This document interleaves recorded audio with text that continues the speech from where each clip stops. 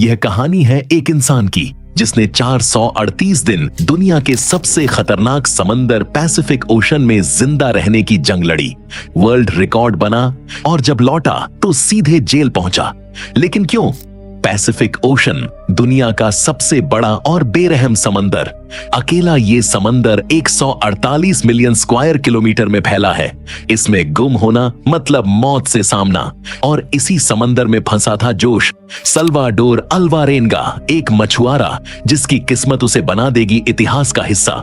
साल 2012, 36 साल का जोश अपने दोस्त के साथ फिशिंग पर निकला। 7 फुट की छोटी सी बोट, एक इंजन और एक फ्रिज।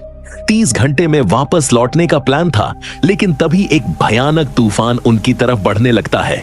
वो जाल छोड़ते हैं और बोट को किनारे की ओर भगाते हैं, लेकिन 6 घंटे बाद ही बोट का इंजन फेल हो जाता है। रेडियो से मैसेज भेजते हैं, मगर किस्मत दगा देती है, रेडियो की बैटरी डेड। तूफान इतना भयानक था कि कुछ ही घंटों में बोट 450 किलोमीटर दूर बह गई। ना फ्लेयर गन, ना सिग्नल। अब सब कुछ भगवान भरोसे था। खाना खत्म, जाल पीछे छूट चुका और भूख से तड़पते ये दोनों सोच रहे थे कि शायद अब बच नहीं पाएंगे। फिर बोट पर एक पंछी बैठता है और वही बन जाता है इनकी भूख मिटाने का सहारा। धीरे धीरे बारिश का पानी बोतल में जमा करना शुरू किया। जब बारिश नहीं होती तो टर्टल्स और मछलियों का खून पीना पड़ता।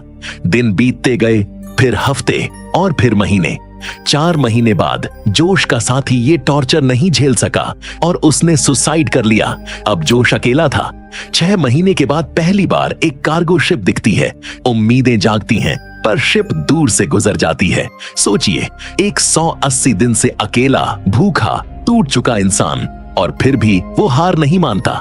हर दिन सूरज की आग, रात को समंदर की सर्दी और तन पर सिर्फ एक अंडरवेस्ट। 11 महीने बाद वो करीब 8000 किलोमीटर ट्रेवल कर चुका था। फिर एक दिन जोश को नारियल और पंछी तैरते दिखते हैं, यानी कहीं जमीन पास है। हिम्मत करके आधे दिन तक नाव खेता है और इब्न टोनी नाम के आइलैंड पर पहुंचता है। आखिरकार 439 दिन बाद वो जमीन पर कदम रखता है। आइलैंड छोटा था, लेकिन वहां इंसान थे। पहली बार किसी को देखने पर उसकी आंखों में आंसू आ जाते हैं। मगर जैसे ही उसने अपनी कहानी सुनाई, पुलिस ने उसे पकड़ लिया। वजह, बिना वीजा देश में घुसना।